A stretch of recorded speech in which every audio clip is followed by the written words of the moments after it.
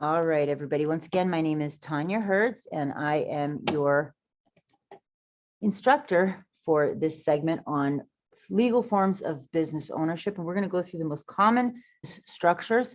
And there are four types of business ownership. Traditionally, there were three primary types of ownership, including sole proprietorship, partnership, and corporation.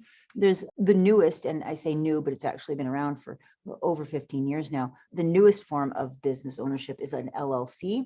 An LLC is not a corporation, although often it is categorized or lumped together with corporations because it acts somewhat like a corporation, but it's a different form of ownership. LLC actually means limited liability company. And we're going to go through the benefits and drawbacks of each of the different types of business ownership, but just the basics of them, starting with sole proprietorship. This is the oldest form of business ownership, and this is the most common form of ownership.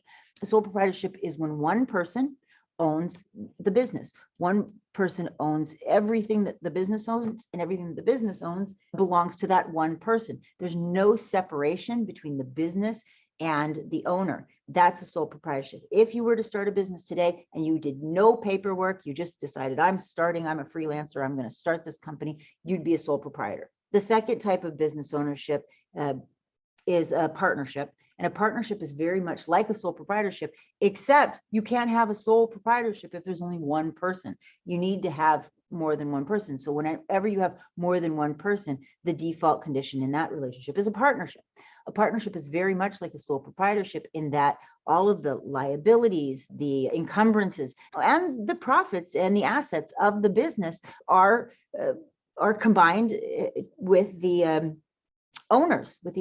There's no separation, there's no protection for liabilities. So if one of the partners makes a decision that would affect the business, it not just affects the business, it also affects the other owner in the relationship because they're so intrinsically attached to the business. Any one partner in a partnership can encumber the business and the partnership, and so they could go out. They could get credit cards. They could charge those credit cards up on whatever they wanted to, and as long as that was done under that partnership, both partners would be liable. And so a partnership can be a really risky form of business ownership. It's not one that I would recommend.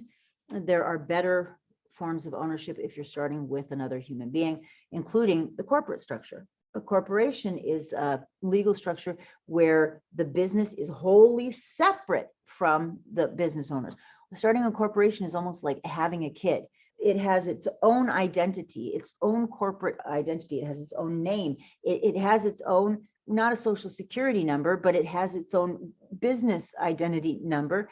The decisions that are made as part of the corporation are solely through that corporation. The profits that are made by that corporation go to the corporation and not necessarily even the owners of that corporation, unless they're paid out by dividends or another way. So this is a great legal structure for separating liability, for mitigating risk, for keeping the owners safe, right? If you have a sole proprietorship and somebody sues your business, and let's say the legal ownership is sole proprietorship and you have no insurance covering any type of liability, the people can go after your home. They could go after your wages. They can go after your future wages, even if you close down the company. And so it's a risky ownership type. If you had a corporation, the people can only sue you for the amount that the corporation has and for the life of that corporation. Once it's done, it's done. But not everybody can form a corporation, and they're expensive to form. And so there's a new form of ownership called LLC. It's a limited liability company, and it's like a corporation. There's a lot of the benefits that corporations have, but also a lot of the benefits that sole proprietorships have. So one of the main benefits that a limited liability has is that there's no double taxation. It's a pass-through corporation. And so if you are earning money under a corporation, you're paying money as an individual, and you're also paying money for the corporation. So you're paying money in taxes twice, not in an LLC. In an LLC, it's a pass-through corporation. So you only pay taxes once on the money that comes through. So like I said, it's the benefits of both corporation and a sole proprietorship, right? So there are many other factors to keep in mind when you are making decisions about what form of ownership you want to choose for your business. One thing I will say, and Roy and I were actually discussing this earlier, You want to make decisions about the type of business ownership. Yes, in the beginning, but it doesn't just have to be in the beginning. It can change. You can start with a sole proprietorship and then change that to a corporation, and then later change that to an LLC structure, and then maybe back to a sole proprietorship. It's okay. You can do that. Sure, there might be some costs associated every time with the filing fees, but just know that you're not stuck in one type of ownership. And so don't try to make decisions like, for example, about maybe getting a corporation if you're not ready to incorporate, right? You have time, you can always do it later. So some of the factors that you need to consider are, yes, the taxes that you'll have to pay, how you'll pay taxes. Will you have double taxation depending on the type of ownership you choose? You have to look at things like liability of the owners, although there are other ways to mitigate risk, including insurance. You have to look at things like the initial costs. There are filing fees every time when you start a new business type. And then certain types of ownership also, there are yearly filing fees, regardless of if you make any money. It's $895 for federally for a corporation and $800 yearly in the state of California if you have an LLC. Although right now they are waiving that initial filing fee for an LLC in California for the first year. The first year, is that right? Yeah. Annual tax. Oh, yeah, that's your annual tax. Your annual tax, not your filing fee. Sorry, your annual filing fee. Yeah. You also need to think about things like continuity of the business. By that we mean what happens when you, I hate to say it, but when you die. If you're a sole proprietorship, the business also dies. What happens if you want to give this to some other person? Well, depending on the type of business ownership, it can be tough. It can be tough. So all of these things you need to keep in mind for each of the different options. Now, this just a couple other things about these different types of business ownership. Sole proprietorships, again, remember, it's only one person. If there's more than one person who wants to own the business, you're not going to be operating as a sole proprietorship. There is unlimited liability.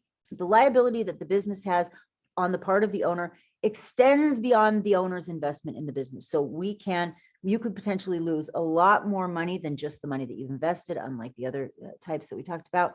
It is the most basic and it's the most widespread form of ownership. It's the form of ownership that the majority of the companies started in the United States are.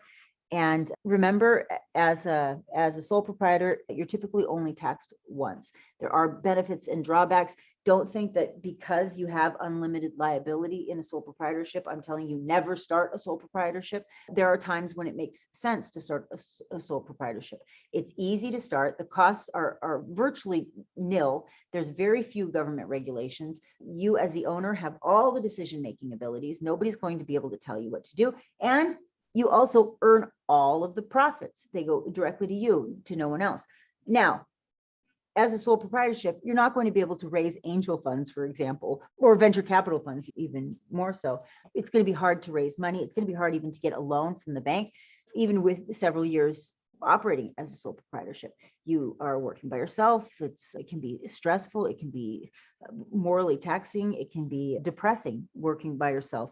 And remember, all of that liability goes to you. The only limit that you can have for liability is if you take out insurance.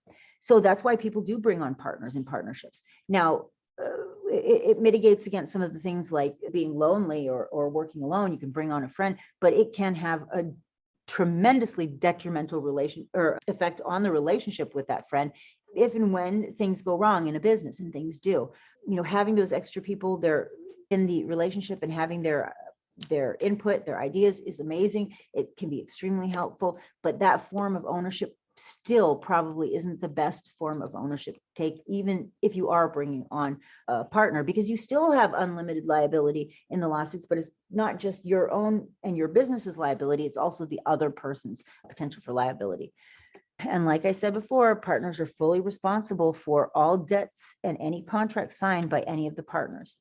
And that's why a lot of people choose the protection of corporations. Corporations have their own rights, have their own responsibilities. A corporation can influence politics. They can buy and sell properties. They can be prosecuted. They can enter into a legal agreement. They can enter into a legal real estate contract. They can also issue stocks. And that's how corporations are actually owned. You don't own the corporation, you own the stock in the corporation. That stock is then divided amongst all of the people who own the corporation or have an ownership interest. And that stock or the ownership is proportionate to the amount of stock that you own. And the problem, though, is that you pay tax on that stock. So every single penny that the corporation earns, you pay tax on that money earned.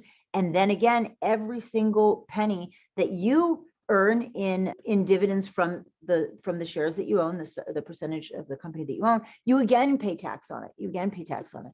And so that's why this is not an ideal structure for a lot of business owners. There are other types of corporations other than the standard C corporation, wherein some of that is mitigated, like an S corporation. An S corporation is also a pass-through corporation where you only pay taxes once, but there are lots of limits on an S corporation. You still need to be a citizen of the United States. You can only have 100 shareholders. All of these things make that not the ideal situation. And that's why a lot of people choose to start their business as an LLC. So some other quick advantages and disadvantages of corporate structures. Corporations are the way to go for raising funds. So if you do want to raise funds, especially from angel and venture capitalists, you will likely need to have a corporation and a C corporation. If you want to go public, it has to be a C corporation, right? And by going public, we mean taking that ownership public. You have to be at a certain level in order to do that. And the typical valuation by the time you do an IPO is 500 million. So it's $500 million.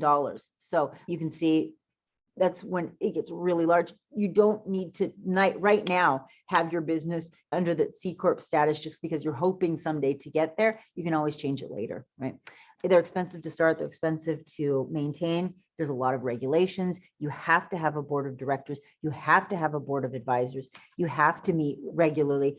And so many people choose what's arguably one of the best legal structures, the limited liability company. It is beautiful because people are only taxed once. It's also wonderful because it shields the owner from liability, from potentially being sued and losing their personal assets when they're sued. Because in a LLC, if somebody sues you, all they can sue you for is the amount of money that you have invested in that business. Other than that, it's outside of the business. It's just like a corporation being its own sort of business person. An LLC is very similar in that way. It's its own business person. And the beauty of an LLC is the owners can be foreign born. They can also be other corporations or other trusts, where an S Corp owner can't be. It has to be a naturalized person, US citizen, etc.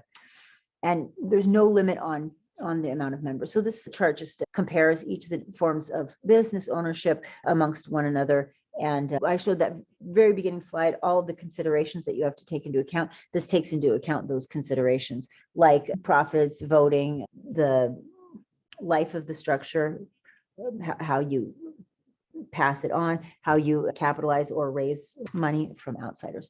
So here are some more resources that you can use to find out more about legal business ownership types. And again, you don't have to make any huge decisions right away. Remember that you can change those decisions. So this is the end of the first section on legal business ownership types. There's even more videos that you can watch. Here's a video, a lecture I gave at SDSU recently on business ownership types. And now I'm going to pass it over to Roya, who's going to be talking to you a little bit more for this first section on the legalities of business. So thank you, and we'll see you again in the next lecture.